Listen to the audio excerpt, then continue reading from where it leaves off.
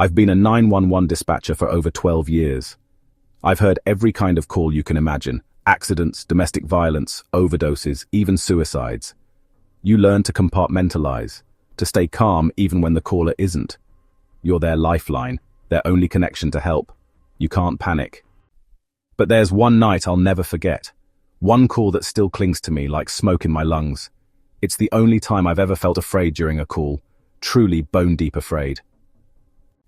It was a Friday night, technically early Saturday morning, around 2:10 a.m. The calls usually slow down by then. People are either home, passed out, or tucked in. I was sipping bad coffee and reading an old paperback when the phone lit up.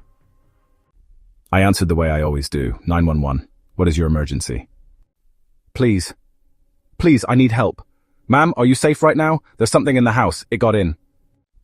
Is someone trying to break in? No, she said quickly. No, it's not someone. It's not human.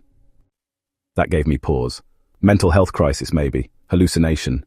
But her voice didn't sound detached or confused. It sounded terrified. Okay, can you give me your address? She rattled it off. I recognized the street. Quiet suburban area, nothing remarkable. I flagged it for priority response and dispatched a unit immediately. Can you describe what you're seeing? I saw it in the hallway. It was tall, and its face, oh God, its face, it wasn't right. It wasn't there, just this blackness where it should have been. Is anyone with you? My daughter. She's 8. We're in her bedroom. I locked the door, but it's trying to get in. In the background, I could hear her daughter whimpering. And something else. Thumps. Slow and deliberate, like footsteps on hardwood. Then, a rattle. Metal on metal. The doorknob. Ma'am, stay calm. Officers are on their way. They'll be there very soon. It's turning the knob, she whispered. It knows we're in here. Her breath caught. Oh God, it just said my name. I froze. You heard it speak? Not out loud, in my head. I glanced at the dispatch screen. 2 units were en route. ETA 6 minutes, longest 6 minutes of my life. Okay, I want you to take deep breaths, I told her. You're doing great. Keep your daughter close. Don't open that door. I think it wants her, she said suddenly. I think it came for her. The line crackled with silence.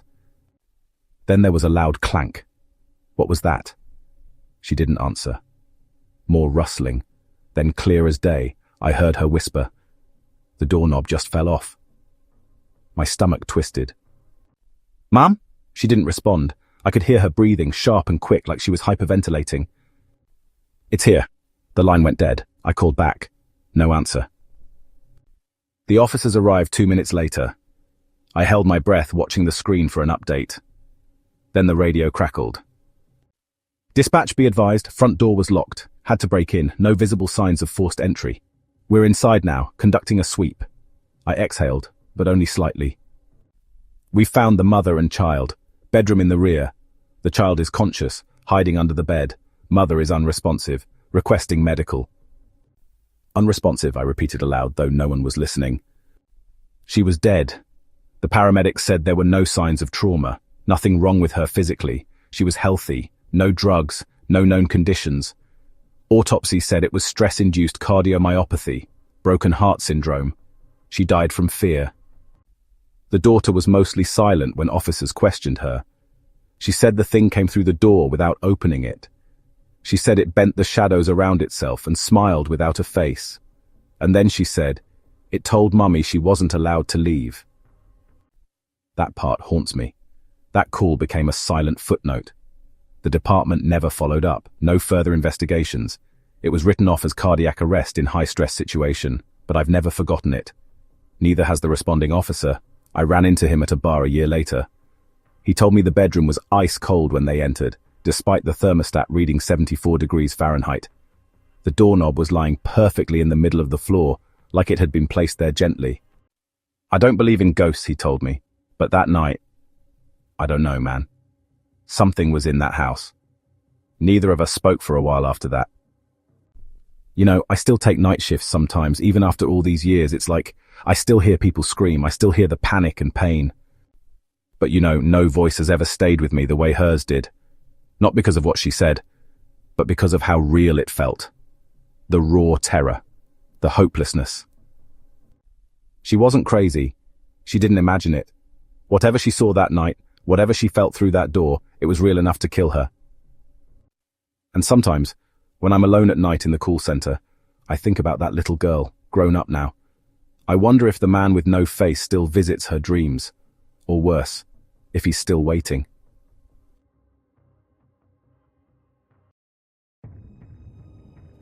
My parents always described themselves as skeptics. Ghost stories were fun, sure, but neither of them truly believed in the supernatural. That changed the summer we stayed in the old French mill.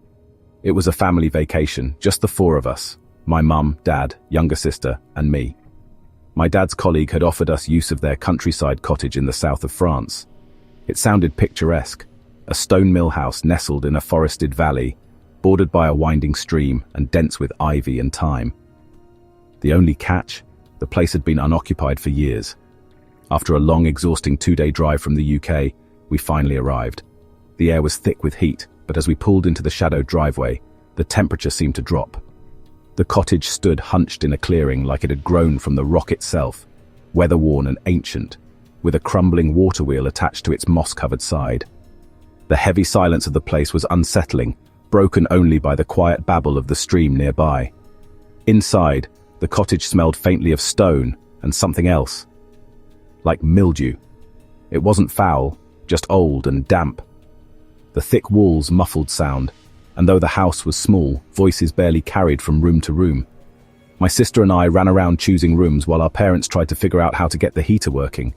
Everything inside was cold, unexpectedly cold, even for a shaded cottage in summer. We spent the evening in the lounge, huddled around a log fire that struggled to take hold. My dad eventually got an old cassette player working, and we listened to a couple of audiobooks to wind down. By 10:30, we were all wiped out. My sister and I each took a bedroom upstairs, and my parents stayed in the large master room at the end of the hall. I remember waking up in the middle of the night to a strange, low creak. I assumed it was the old floorboards expanding and rolled over, but my parents, well, they had a different kind of night. According to them, they both woke up suddenly around midnight. Not gradually, not because of a noise, just awake, like something had nudged their minds. My dad sat up first, trying to adjust to the dark, and that's when he saw the figure. The door to their room was open just slightly, but enough to see a tall, dark silhouette standing in the hallway. Not moving, just standing, watching. At first, my dad thought it might have been me or my sister, but as his eyes adjusted, he realized the figure was too tall, taller than anyone in our family, and unnaturally still. He said the figure's head was cocked slightly, as if studying them. My mum, now fully awake, saw it too. She said a chill ran down her spine, but oddly, she didn't feel afraid, just frozen. The air in the room had shifted, become heavier somehow. Neither of them could move or speak. They watched, breath held, as the figure continued to stare for what felt like several minutes. Then, as silently as it had appeared, it turned and walked away, though no footsteps could be heard on the old wooden floor. It didn't vanish or evaporate into thin air. It just walked away, slowly, like a man satisfied with what he had seen.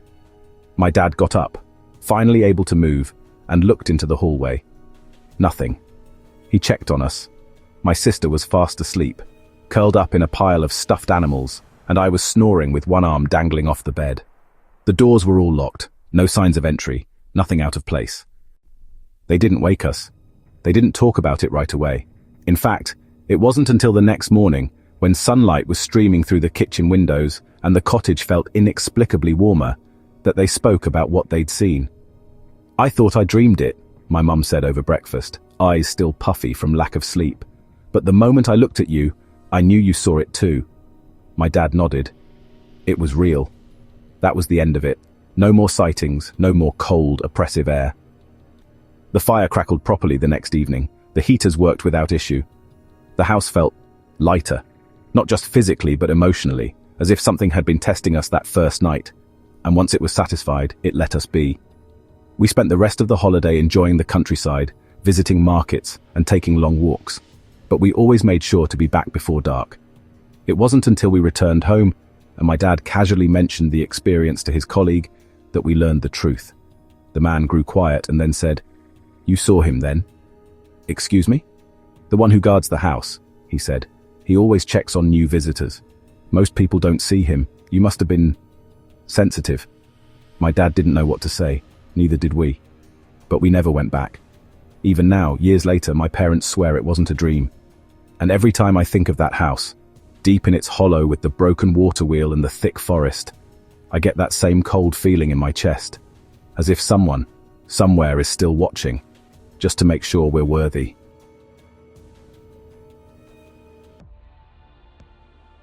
The house was over 100 years old, tucked in the heart of Butte, Montana, an aging mining town full of crumbling charm and buried stories.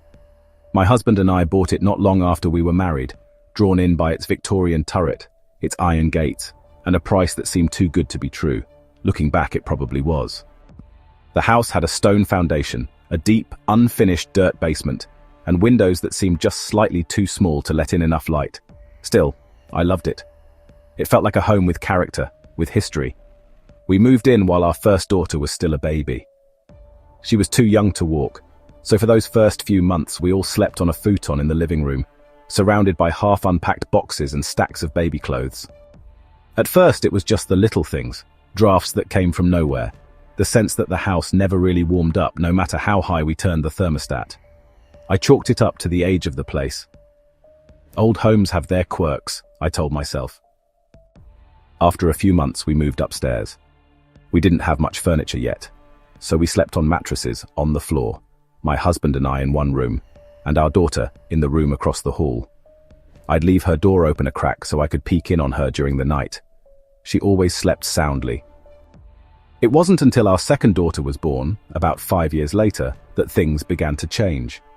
From the time she was a toddler, she was drawn to the back of the house, specifically the laundry room. It was an odd, narrow little room, clearly a later addition. It had one high, foggy window, a washer and dryer, and a small wooden door that led out to the overgrown garden. It always felt off to me, colder than the rest of the house, and heavy somehow. Still, she loved it. She'd sit on the floor and talk to the other girl. "Who are you talking to, sweetheart?" I asked her one morning as I folded towels. "My friend," she said casually. "She lives here." I laughed it off at first. Every kid has imaginary friends, right? But she never gave this one a name, just called her the other girl. And the way she talked about her wasn't playful. She described her as quiet, with hair that covers her eyes, and a long white dress that's dirty at the bottom. It unsettled me, but I didn't want to feed into it. I figured it was just a phase. Then came the whisper. I was alone in the laundry room one early morning sorting a load before the kids woke up. I was half asleep staring into a pile of socks when I heard it, soft and unmistakable. "Daughter Mommy," right behind me. I spun around, heart pounding, expecting to see one of the girls. But the room was empty. I checked the hallway. Nothing. I ran upstairs. Both girls were still sound asleep in bed. That was the first time I felt real fear in the house. From then on, strange things began happening with growing frequency. Dishes would crash in the kitchen when no one was in there. Glasses we'd left neatly stacked would be shattered in the sink when we returned from errands. Lights flickered, especially near the laundry room and the back stairwell. My husband, who had always rolled his eyes at ghost stories, started to come around. One night, he was home alone. I'd taken the girls to visit my sister. He stayed behind to finish up work. When we came back, he was pale and silent. He said he'd been upstairs working when he heard the unmistakable sound of someone, many someones, walking downstairs. Heavy steps, deliberate. He thought maybe we'd come back early, but when he went to greet us, the house was empty. Then all the dishes in the sink clattered, as if someone had grabbed the edge of the counter and shook it violently. Still, we stayed. We told ourselves it was just the quirks of an old house. But the worst thing was the creaking. Every night at 3 a.m., and I mean every single night, our bedroom door would creak open, slowly, always the same time. It didn't matter if we locked it. It didn't matter if we braced it shut. It always opened. Then one night I was up late doing dishes. My husband was working late at the office. I was alone. The house was quiet, too quiet. The only sound was the hum of the fridge and the soft clink of water in the sink. And then I felt it. Someone walked right behind me. I froze. Every nerve in my body lit up. I turned slowly, expecting to see someone. But again, the room was empty. I didn't sleep that night. When my husband came home, I begged him never to leave me alone in that house again. When our oldest turned 10, we decided to move to Pullman. We didn't even finish renovating the old house. We packed what we could and sold it off fast. My daughter's favorite part of the move. "Mum," she said the first night in our new place, "I love that this house is new. Nothing's hiding here." I didn't ask her what she meant by hiding. I didn't want to know. To this day, I don't know what we shared our home with, but it wasn't imaginary, and I don't think it was ever just a friend.